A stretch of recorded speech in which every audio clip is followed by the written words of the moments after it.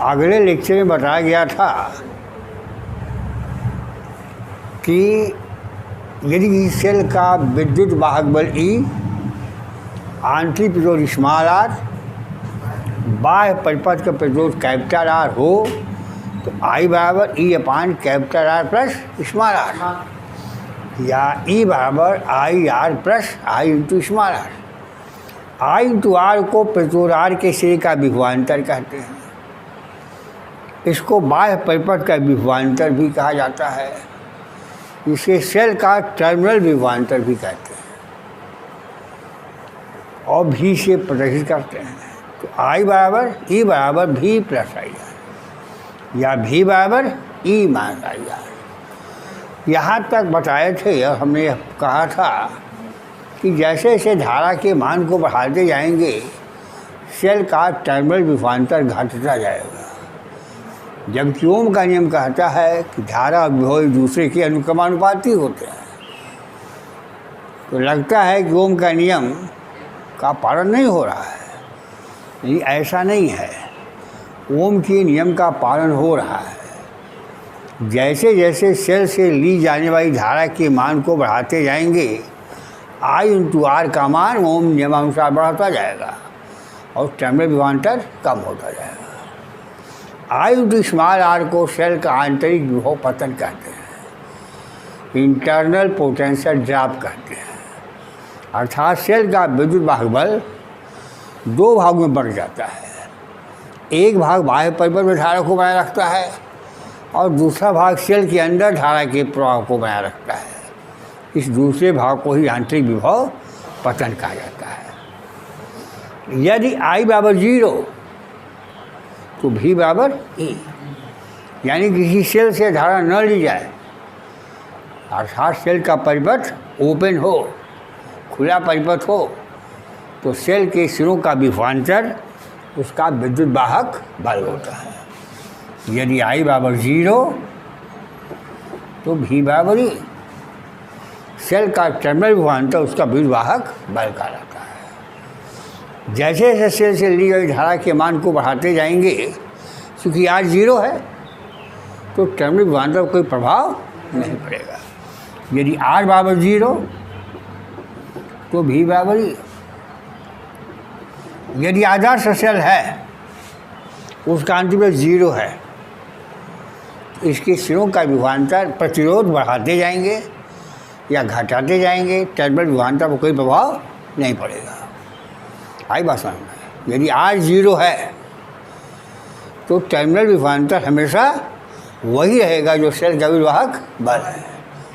और यदि R 0 नहीं है तो जैसे जैसे प्रतिरोध को कम करते जाएंगे, बाह्य परिपथ के प्रतिरोध को कम करते जाएंगे, धारा बढ़ती जाएगी, टर्मिनल विभवांतर कम होता जाएगा। जैसे मान लीजिए हम कह दें आपके पास 12 वोल्ट की एक बैटरी है,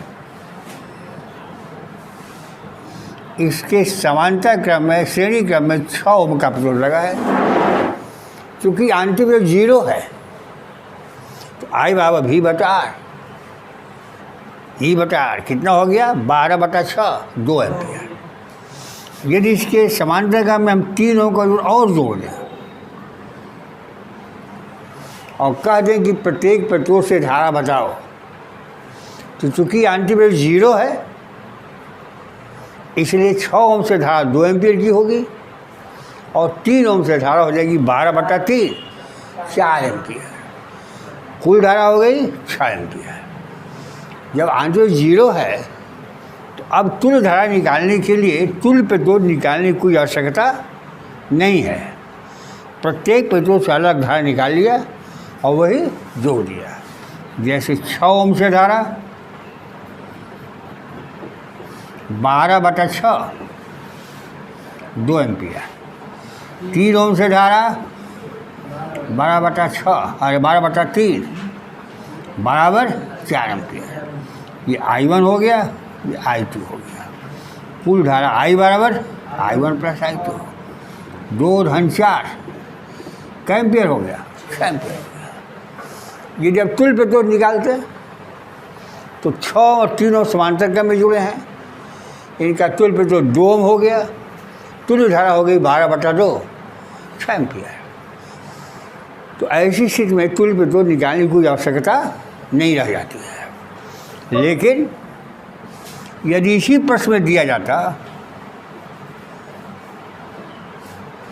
कि एक सेल का आंतरिक प्रतिरोध 2 ओम है, मान लीजिए, बाह्य प्रतिरोध 2 ओम है, सेल का आंतरिक प्रतिरोध 1 ओम है, बहने वाली धारा बताओ। तो आई बराबर E upon capital R plus इस बार 12/2 धन 1 कितना हो गया? 4 एम्पियर।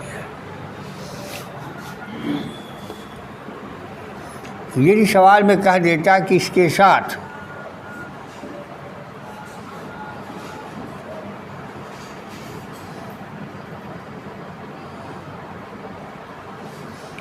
समांतर का में 4 ओम का एक प्रतिरोध और जोड़ दिया जाए, तब क्या होगा? जब प्रतिरोध जोड़ेंगे तो बाह्य प्रभाव का प्रतिरोध 2 ओम से भी कम हो जाएगा, सेल से धारा बढ़ जाएगी। तो ऐसी स्थिति में आप सीधे सीधे 12/2 और 12/6 नहीं कर सकते। अब आपको तुल्य प्रतिरोध निकालना ही पड़ेगा। तुल्य प्रतिरोध 1/r बराबर 1/2 धन 1/4 बराबर 3/4, r बराबर 4/3। अब धारा आई बराबर E upon capital R plus small I E 12/4/3 धन 1 12/7/3 36/7 एम्पियर। ये कुल धारा आई हो गई। अब इस धारा को आपको बांटना पड़ेगा I1 और I2। तो I1 प्लस I2 36/7 एम्पियर हो गया।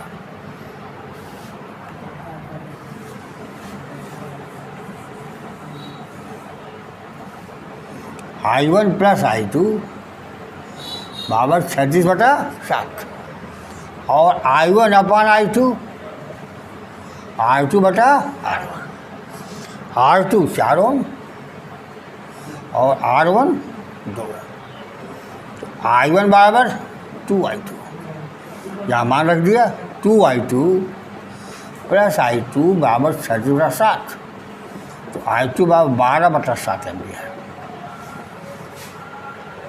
तो जब आंतरिक प्रतिरोध रहेगा तो बाह्य प्रवाह का तुल्य प्रतिरोध निकालेंगे, फिर धारा निकालेंगे और धारा को बांट देंगे प्रतिरोधों के व्युत्क्रम में। और ये आंतरिक 0 है तो तुल्य प्रतिरोध निकालने की कोई आवश्यकता नहीं है। अब सेल का आंतरिक प्रतिरोध ज्ञात करना, इस तरह के सवाल किताब में हैं।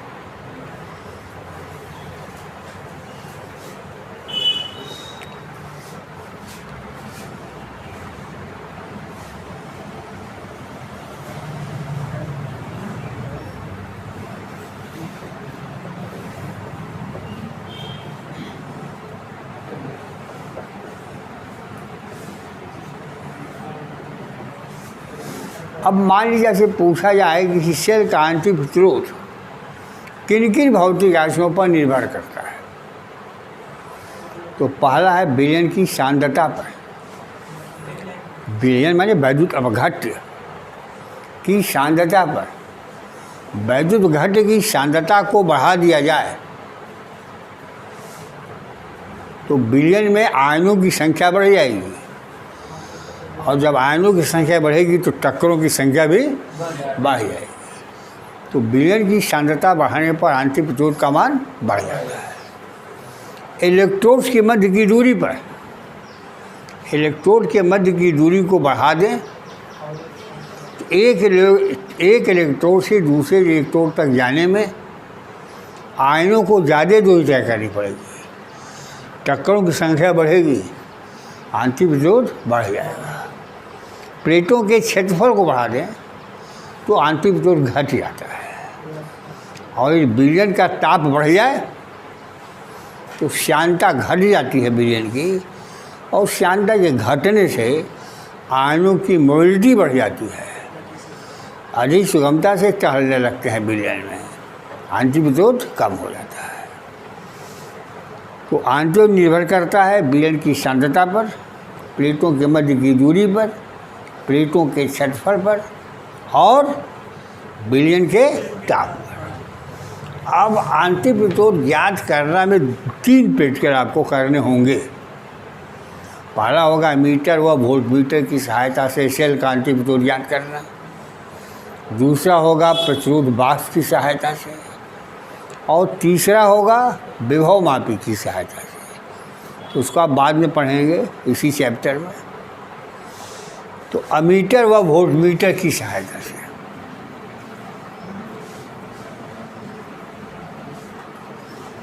व वोल्टमीटर की सहायता से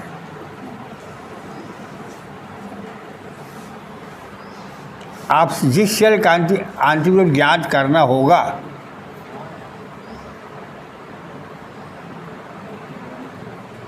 ये सेल हो गई, इसके एक सेल को जोड़ दीजिए धारा नियंत्रक से। धारा नियंत्रक का मान है का काम है बाह्य परिपथ के प्रतिरोध को घटाना या बढ़ाना। इस टर्मिनल को सरकाएंगे तो प्रतिरोध बढ़ जाएगा दाईं तरफ, और बाईं तरफ सरकाएंगे तो प्रतिरोध घट जाएगा। मार्ग में एक कुंजी लगा दीजिए, एक अमीटर जोड़ दीजिए, धारा मापी कुंजी बंद, यहाँ एक वोल्टमीटर जोड़ दीजिए। कुंजी खुली है, आदर्श वोल्टमीटर है, कुंजी खुली है, सेल से धारा नहीं ली जा रही है, तो सेल के सिरों का विभवांतर सेल का विद्युत वाहक बल होगा। तो के खुला होने पर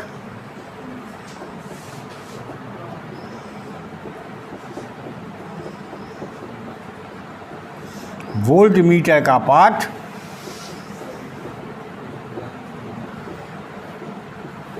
बराबर सेल का विद्युत वाहक बल E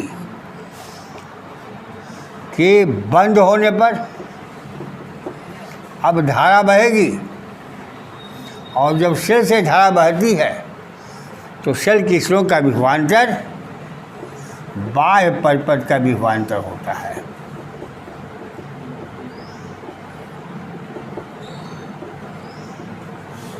बाह्य परिपथ का विभवांतर। अमीटर का पाठ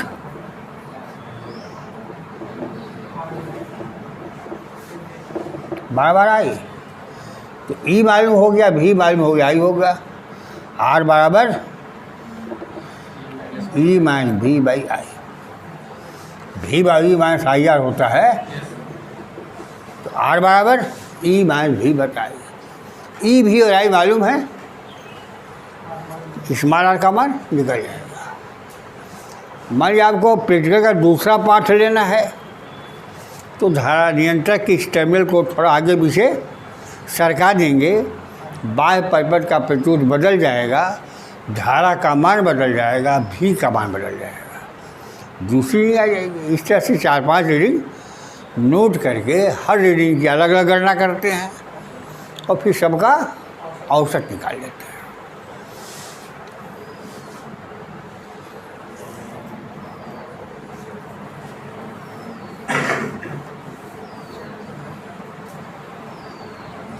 दूसरा है प्रतिरोध बाक्स की सहायता से।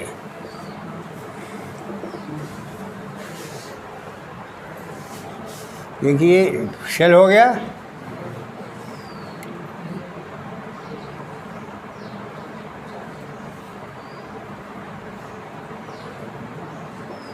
इसके सिरों पर वोल्टमीटर जोड़ दिया,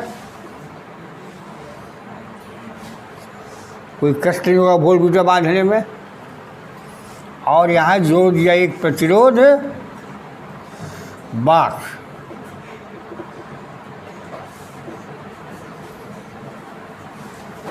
ये हो गई कुंजी। के खुला होने पर वोल्टमीटर का पार सेल का विद्युत वाहक बल ई है।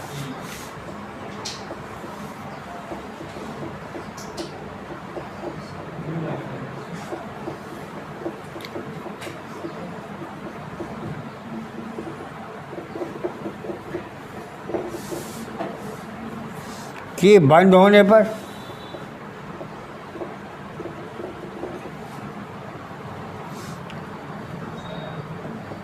प्रतिरोध बॉक्स से निकाला गया प्रतिरोध बराबर आर। कुंजी बंद किया, प्रतिरोध बॉक्स से 2 ओम का प्रतिरोध निकाल लिया, 1 ओम का प्रतिरोध निकाल लिया। अब वोल्टमीटर का पाठ नोट कर लिया, वह बाह्य परिपथ का विभवांतर भी होगा। ई मालूम हो गया, भी मालूम हो गया। आई बराबर भी बाई आर, विभवांतर भी बराबर ई माइनस आई आर बराबर आई का मान है भी बाई आर।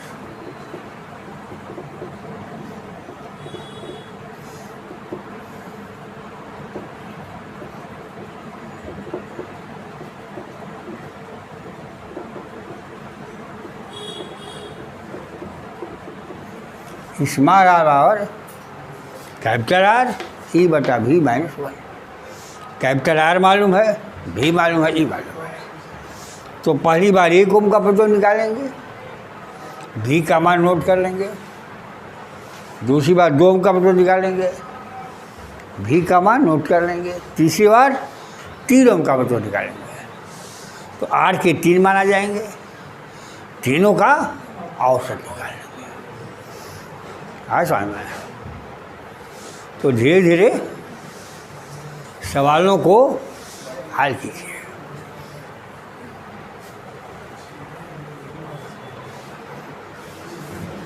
इसके बाद है सेलों का समायोजन।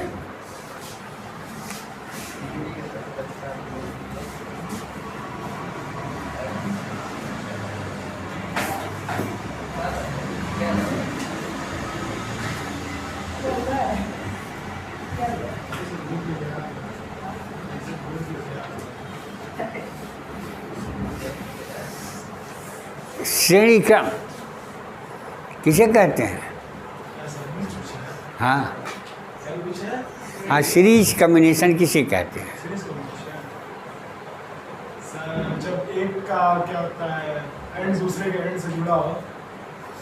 एक का एंड दूसरे के एंड से जुड़ा है, ये उत्तर नहीं है। एक सेल का ऋण सिरा दूसरे सेल के धन सिरे से, दूसरे का धन सिरा तीसरे के, दूसरे का ऋण सिरा तीसरे के धन सिरे से। पहली सेल का ऋण सिरा दूसरे सेल के धन सिरे से, दूसरी सेल का ऋण सिरा तीसरी सेल के धन सिरे से। तो यह समायोजन श्रेणी क्रम समायोजन कहलाता है। इतना दिमाग में बैठा लीजिए कि जब सेलों को श्रेणी क्रम में जोड़ते हैं तो टोटल ईएमएफ प्रत्येक सेल के ईएमएफ के योग के बराबर होता है। ई बराबर E1 + E2 + E3 तथा इस संयुक्त सेल का आंतरिक प्रतिरोध प्रत्येक सेल के आंतरिक प्रतिरोध के योग के बराबर होता है। प्रत्येक प्रतिरोध के आंतरिक सेल के आंतरिक प्रतिरोध के योग के बराबर होता है। इतना जानने तो बहुत है। क्यों होता है? जैसे मान लीजिए एक सेल है, 2 सेल है,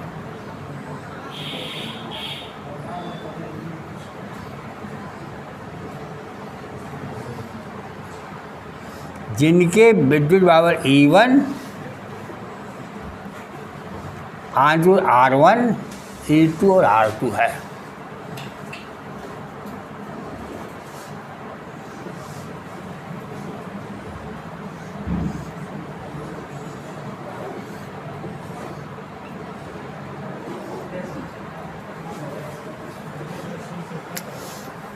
अब यह दोनों से मिलकर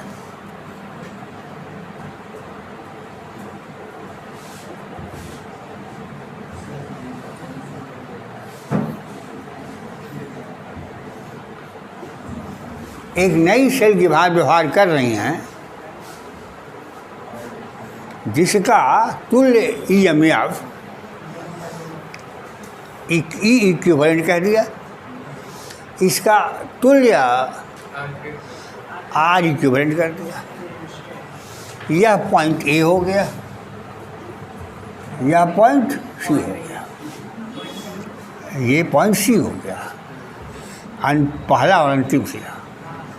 अब देखिए VA माइनस VB बराबर E1 माइनस IR1। सेल के स्रोत का एकांतर V बराबर होता है E माइनस IR। इसकी सेल का एकांतर VB minus VC E2 minus IR2। समीकरण 1 और समीकरण 2 हो गया, जोड़ दिया। VA minus VB plus V minus VC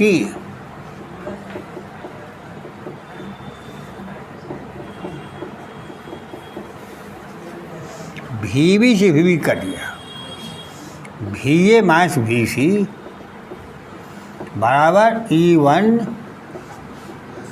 plus E2 minus IR1 plus R2। समीकरण नंबर 3। इस चित्र को देखिए, VA minus VC E equivalent minus I into R equivalent. समीकरण नंबर 4 हो गया। समीकरण 1 व समीकरण 3 व समीकरण 4 की तुलना कर लीजिए। VA माइनस VC यहाँ भी है, E1 प्लस E2 बराबर E इक्विवेलेंट हो गया।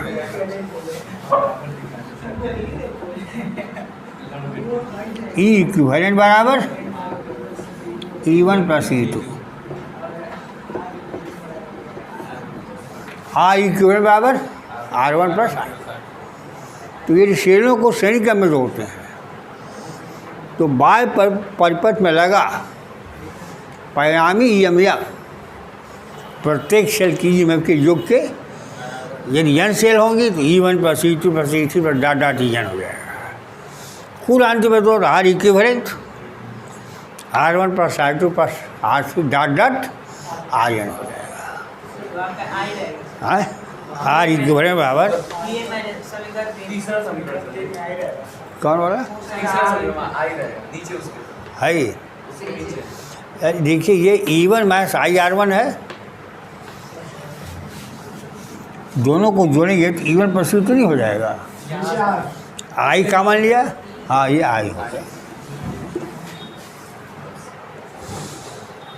इतना जान लें कैसे सिद्ध होता है तो अच्छी बात है, नहीं तो इतना भी जान लें कि टोटल EMF प्रत्येक सेल की EMF के योग के बराबर होता है। टोटल आंतरिक प्रतिरोध प्रत्येक सेल के आंतरिक प्रतिरोध के योग के बराबर होता है। अब ये भूमिका है, समायोजन नहीं बता रहे हैं। हाँ, यदि सेलों को समांतर क्रम में जोड़ दें तो क्या होगा? तो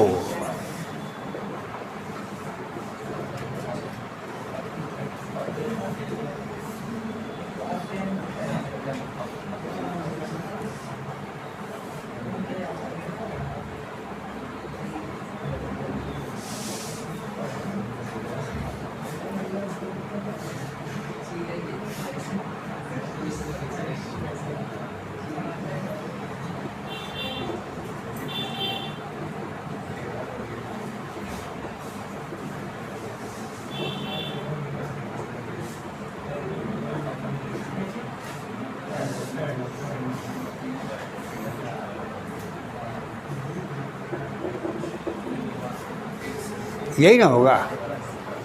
समांतर क्रम में दोनों सेलों का धंस एक बिंदु पर और इनसे एक बिंदु पर जुड़ा होता है।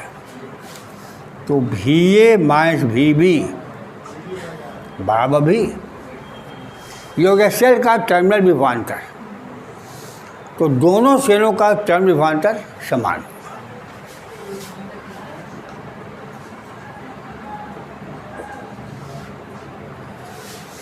भी बा इस सेल को ले, पहले सेल पर ध्यान दीजिए, भी बराबर E1 माइनस IR1, तो I बराबर I1 R1 होगा जी, इससे ध्यान I1 न है, I1 R1 हो गया। तो I1 बराबर E1 माइनस भी बटा R1। सेल 2 को ले लीजिए, भी बराबर E2 minus I2 R2, I2 बराबर E2 माइनस भी बटा R2। कोई दिक्कत है? I1 और I2 आ गया।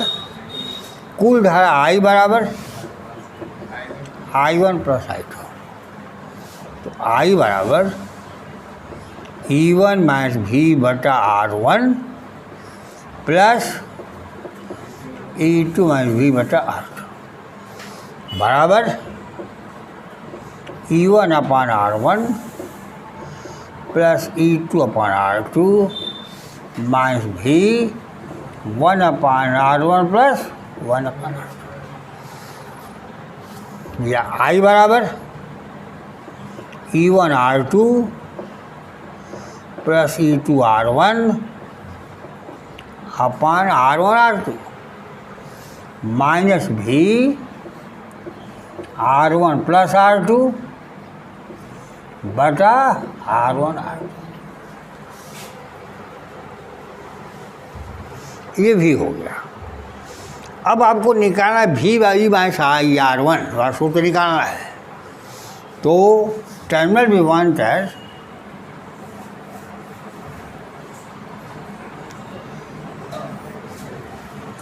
इसको समीकरण एक ही कह दें, कौन नंबर बहुत पढ़ावे, तो भी गुणे R1 प्लस R2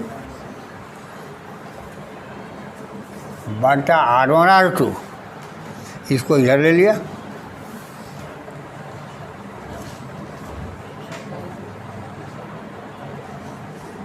बटा R1 R2 माइनस या भी बराबर E1 R2 plus E2 R1 R1 R2 गुणे R1 R2 minus I R1 R2 बटा R1 प्लस R2। ये इसे कर गया।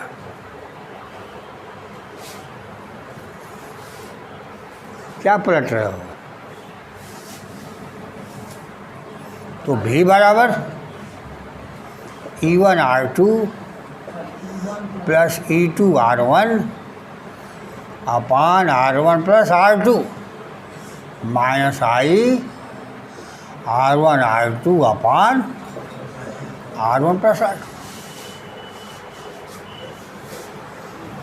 हो गया।